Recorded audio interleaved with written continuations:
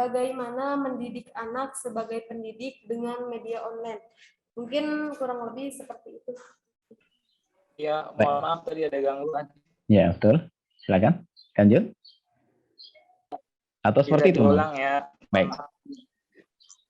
Jadi bagaimana cara mendidik anak kita selaku seorang pendidik jika mendidiknya itu dalam kondisi seperti sekarang ini, yaitu melalui media online, sehingga karakter anak pun cenderung tidak terkontrol. Bagaimana cara dan solusinya, Bu ya? Terima kasih. Assalamualaikum warahmatullahi wabarakatuh. Masya Allah.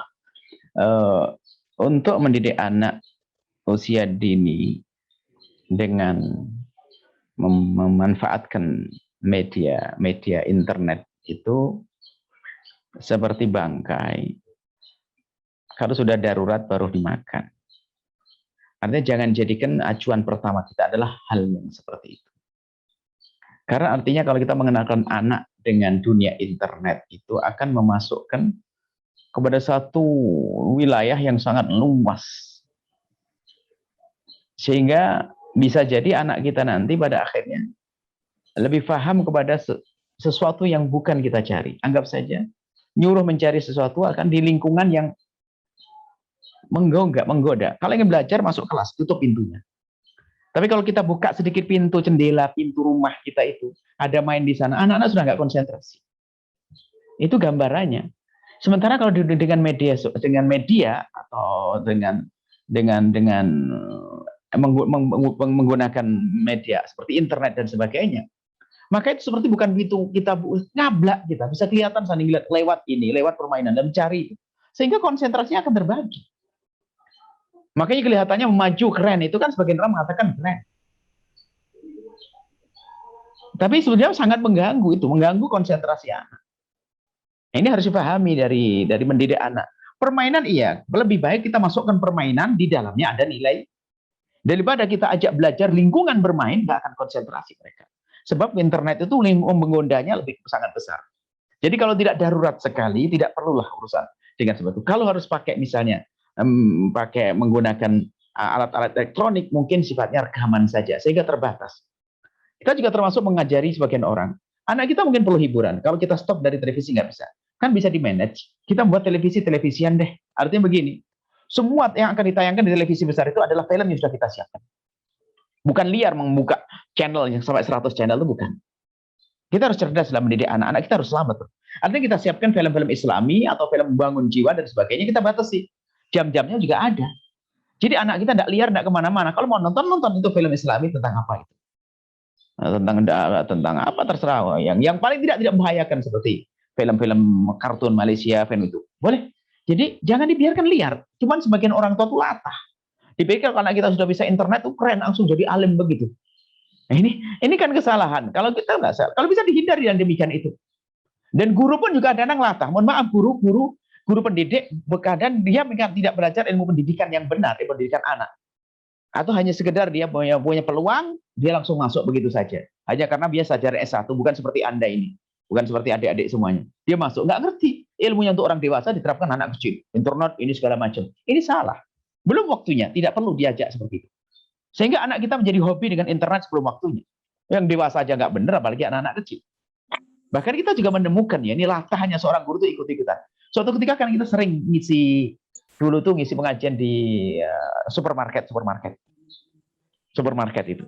Rupanya suatu pagi ada anak kecil nunggu, anak-anak TK mana itu. Ngapain di sini, Nak? Mau belajar belanja. Waduh. Ini ngajari nyiksa orang tuanya, belajar belanja.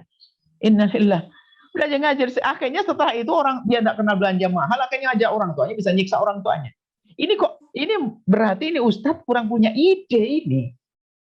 Kalau mau harus belajar belanja, mungkin diajari yang sederhana, yang sifatnya sehat dan sebagainya, kemudian tidak menguras uang dan sebagainya. Ada latah, bahkan ada sebagian anak TK diwajibkan zaman itu keren. TK kita sudah semuanya setiap anak pegang laptop.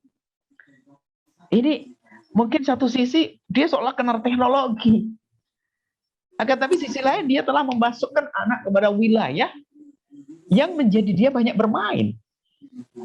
Nah, seperti itu. Jadi, jangan latah. Maksud kami adalah Anda sebagai pendidik yang ulung, Anda pasti ngerti. Bahkan mungkin dengan segala kekurangan fasilitas, Anda bisa sempurna dalam mendidik, itu baru istimewa. Bukan mengandalkan fasilitas yang menggoda. Tidak harus dengan internet. Saya kurang begitu setuju dengan anak-anak dengan biarpun akhirnya kalau di pesantren kita usahakan dengan rekaman semuanya. Kalau kita sudah ubah dengan rekaman, kita kirim untuk didengar itu oleh orang tuanya. Tapi kalau kita bebaskan dengan internet itu membahayakan. Bahkan anak bisa berhenti, ibunya nggak ada pindah. Karena sudah pintar, anak kecil sudah bisa mencari bermacam-macam. Naudzubillah. Nah, seperti ini kok tidak perhatikan. Maka Anda sebagai pendidik harus memahami masalah-masalah semacam ini. Bahwasanya tidak boleh latah semacam itu. Kita masuk internet tuh kalau mendesak perlu browsing apa dan sebagainya. Memang kalau kerjaan kita ada urusan dengan itu. Selagi belajar nggak harus. Bahkan membaca dengan komputer itu sendiri pun aja dibatasi juga. Karena biasanya kalau pengalaman pribadi, kalau saya baca lewat internet, komputer itu tidak mudah dihafal. Tapi kalau saya baca buku, bisa membaca, bisa langsung menghafal. Kemudian bisa buat catatan dan sebagainya, dan bukunya tidak ini adalah kita mengembalikan, kemudian secara kesehatan juga. Tapi bukan berarti kita tidak boleh. Nah, pada umurnya, kita harus mengetahui umur anak-anak semacam itu. Baik, jadi kami tidak begitu mendukung kalau ada sekolah langsung latah, anak-anak kita harus ikut begitu. Harus diprogramin laptop semuanya. Belum waktunya anak-anak kecil. Kita harus pandai mendidik anak-anak kita, tanpa itu hebat. Dan kemudian jika tidak semua anak bisa beli laptop. Bisa jadi setelah beli laptop nanti ibunya yang senang main. Ada yang macam-macam sebab. Jadi seperti itu, insya Allah. Jadi jangan latah kita menggunakan alat-alat semacam itu. Sementara kita sudah pembahasan sudah melampaui itu semuanya. Apa itu? Gimana mengatasi anak-anak kita di era digital? Artinya itu kan membahayakan. Loh, kok malah anak-anaknya dimasukkan di situ kan begitu? Di era digital itu. Jadi seperti itu. Jadi kalau harus menggunakan, mungkin syarat orang tua harus bantu. Sehingga sering kami sampaikan, jika ada seorang ayah menemani anak perempuannya atau anak laki-lakinya browsing internet, nongkrongin browsing internet itu lebih bagus daripada sholat sunnah kok. Kenapa? Agar anaknya aman. Sekarang nggak di kamar, dikunci browsing internet sebebas-bebasnya. Mau kemana anak itu? Seperti ini insya Allah. Semoga bermanfaat. Masya Allah.